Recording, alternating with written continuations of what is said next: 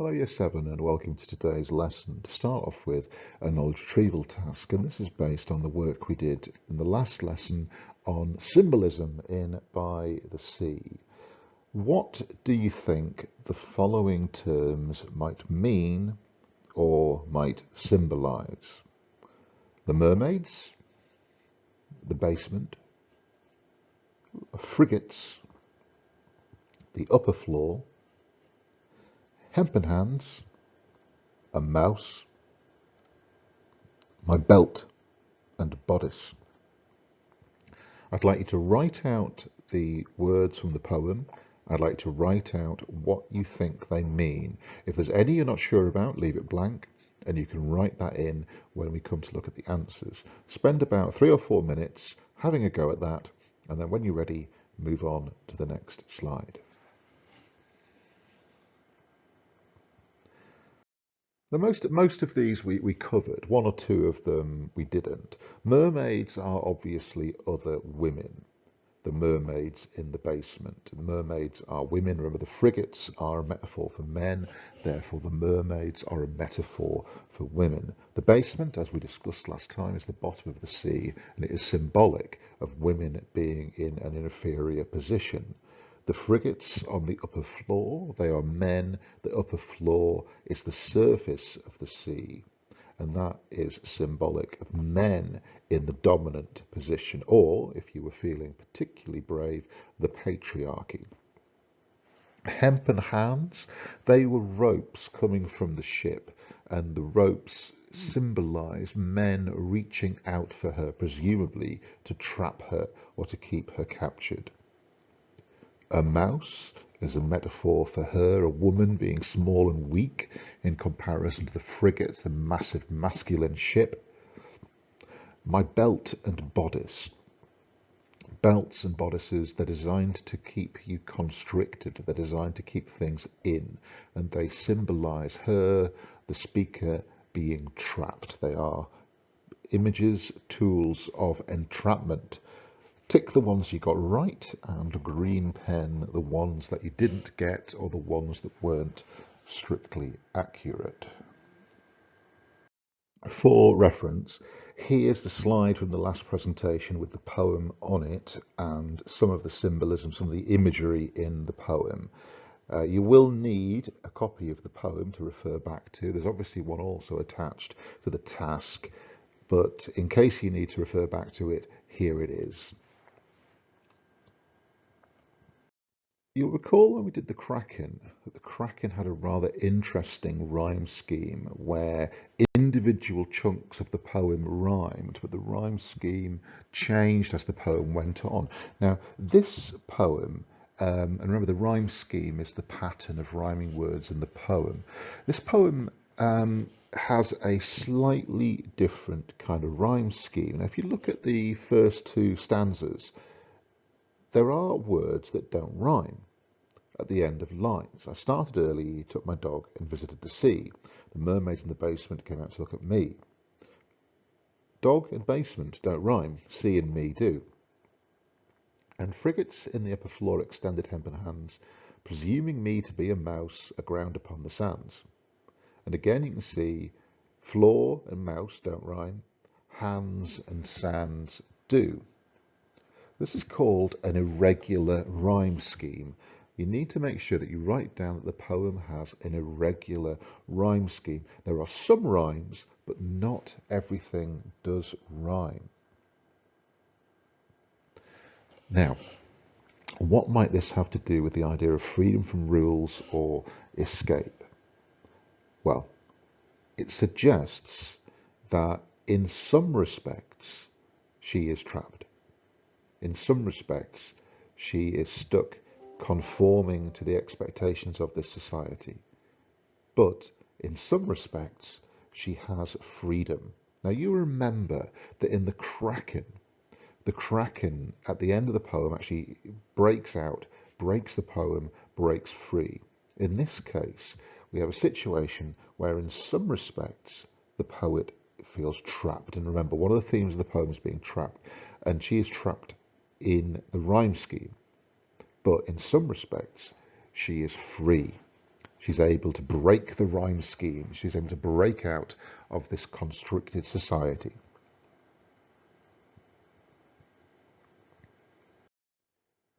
At the end of the poem, something interesting happens. Until we met the solid town, no man he seemed to know, and bowing with a mighty look at me, the sea withdrew.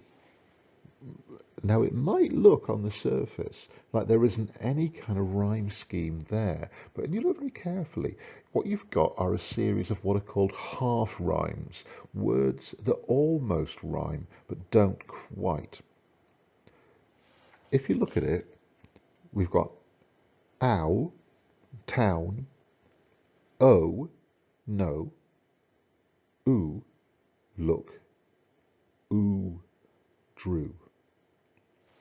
And these are all half rhymes. They all use the same kind of sound, that ooh, oh, oh sound. Your mouth is doing the same thing, but they sound differently.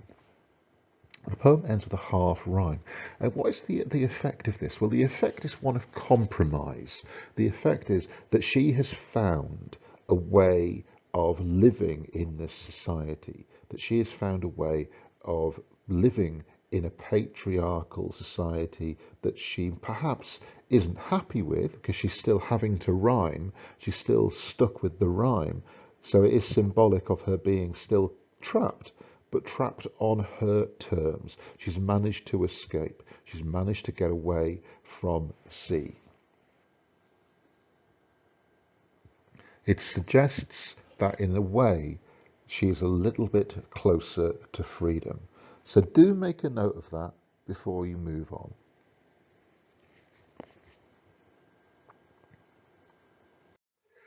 Right, so this is the point where we're going to annotate the poem. So if you are able to print it out, that's great. If not, I'm afraid you're going to have to copy it out stanza by stanza. So I do apologise for that. So we're going to think about some things here.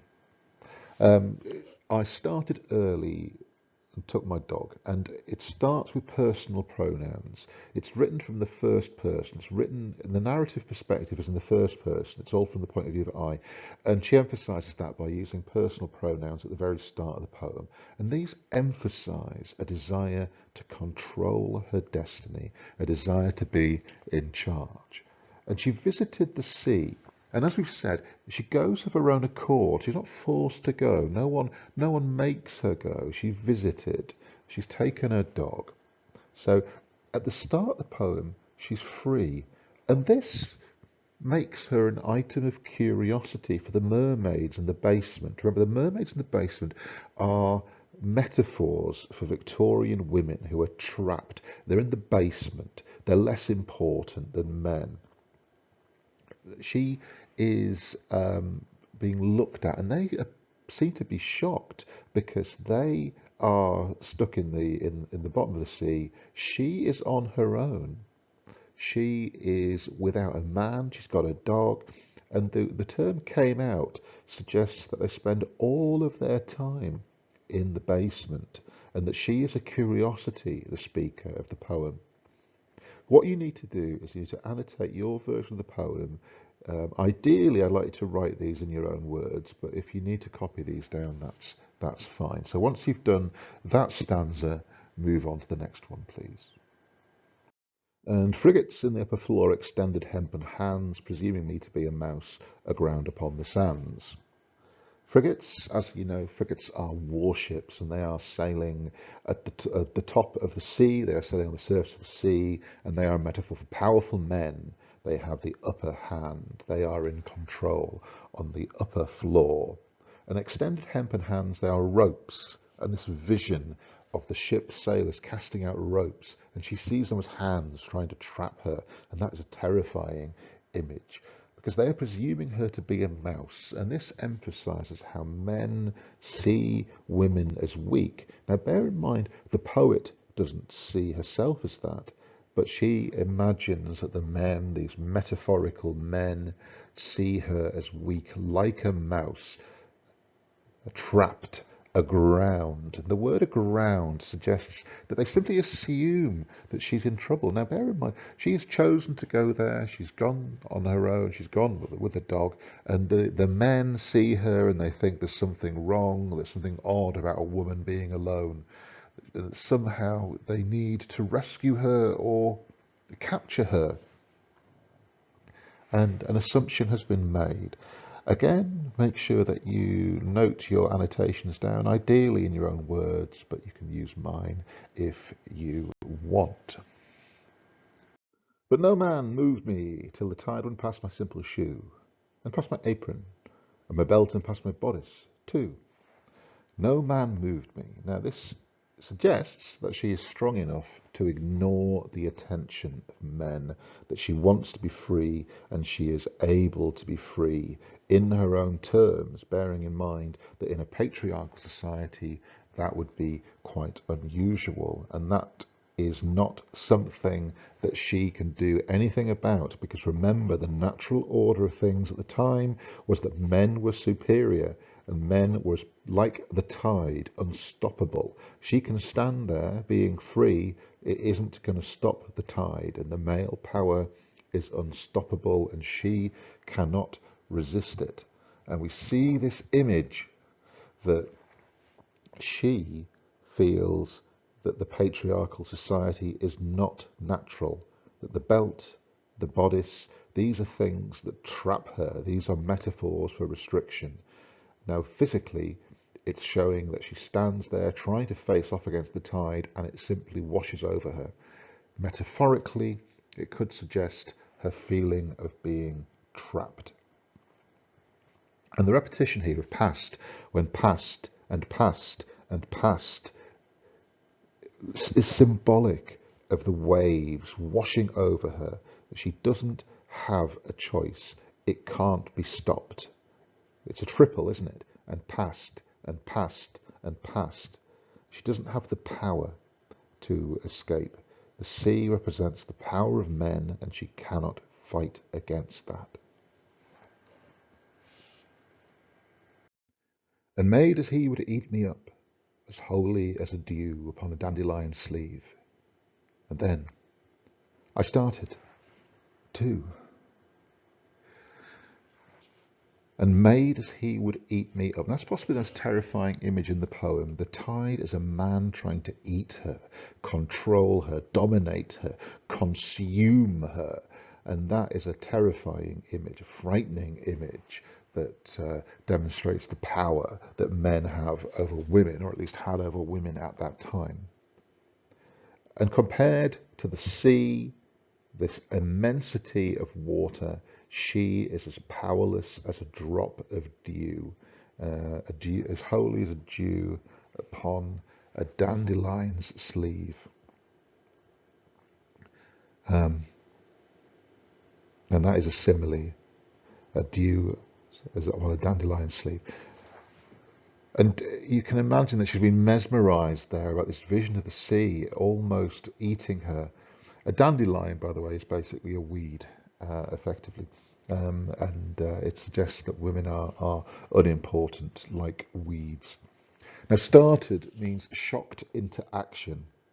And she realizes that she's been mesmerized, she's been entrapped by the sea, and she decides to do something. So she takes the initiative and she attempts to find freedom. She makes a personal choice. So you imagine she stood there, the sea is washed over her feet, it's washed over her ankles, it's washed up over her legs, and it's up to her upper body, and suddenly she's like, no, I'm not going to take this. I'm making a decision, I'm making a move. Make your notes and then move on to the next slide. And he followed close behind.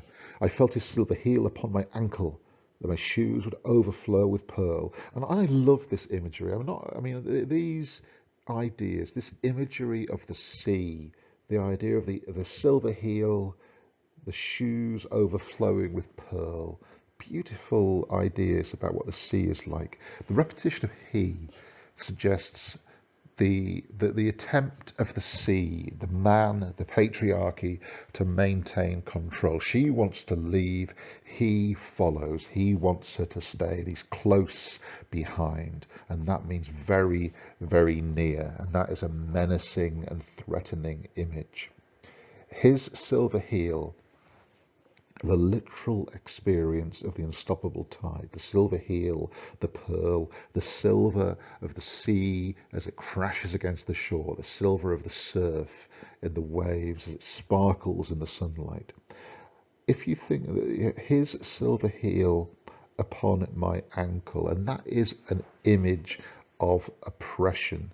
It suggests that she is trying to escape the sea and the man, and he is putting her heel upon his ankle. Starting off with that he's trying to hold her, and then he's trying to give her gifts. He's trying to, if force won't work. And if you imagine this image of a heel upon an ankle, is a really terrifying image. It's an absolute image of domination. But then that doesn't work. It's not stopping her. So he gives her jewelry instead. He gives her beautiful things, pearls. That might persuade her to stay. Make sure you've jotted these down. Make sure you've made your notes. And then the end of the poem. Until we met the solid town, no one he seemed to know, and bowing with a mighty look at me, the sea withdrew. The solid town, her normal world, different to the sea, different to the ocean, not crashing up and down on the shore, a solid town, something that is stable, her normal world, nothing has changed. And this suggests that the sea does not belong there. No one he seemed to know. It is not a place for the patriarchy. It's not a place for the sea. It's a place where she feels secure. And I remember Dickinson herself. She never married. She lived a life of seclusion. She was not controlled by men, particularly in her own life.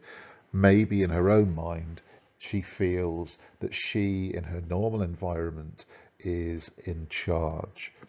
And so the sea bowing, it respects her, knows his power, but knows that she is her own woman. He's got a mighty look. But the sea withdrew, leaves her alone. Now, she is not free. She is still subject to the patriarchy, but under her own terms. And that is your analysis of By the Sea. Please make sure that you've got all those notes down. You can have copied mine down if you'd liked, but ideally I'd have preferred you to use your own words. You should have the entire poem annotated. It should have taken you about 20 minutes to do.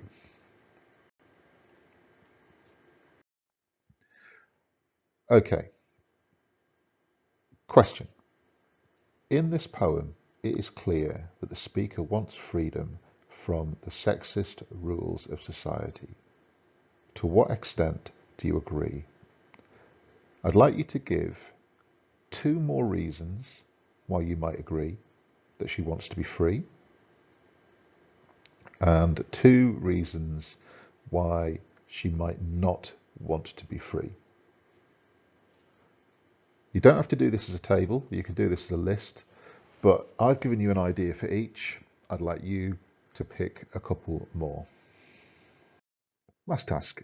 What I'd like you to do is I'd like you to decide whether or not you think the poet wants freedom from the sexist rules of society. I'd like you to persuade me of your point of view. In this poem, it is clear that the speaker wants freedom from the sexist rules of society. To what extent do you agree? Remember, you're arguing your point of view. I'd like you to try and think about those inner forest techniques that we talked about, things like adjectives, similes, triples, alliterations. I'd like you to try and use a variety of sentence openers, and there are a few examples for you. I'd like you to try and use the XXOX structure. So X is your first argument, so the first reason. X is your second argument, second reason. O is some people might believe, but you might not necessarily agree. X is your final argument. I would like a paragraph that persuades me of your point of view, and this should take you about 10 minutes to write.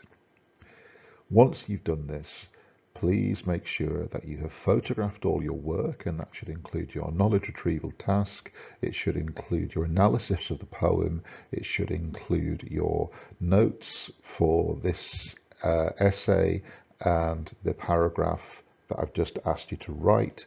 When you've finished, photograph your work, please upload it, please make sure it's attached, please make sure you've turned it in, and then that is it.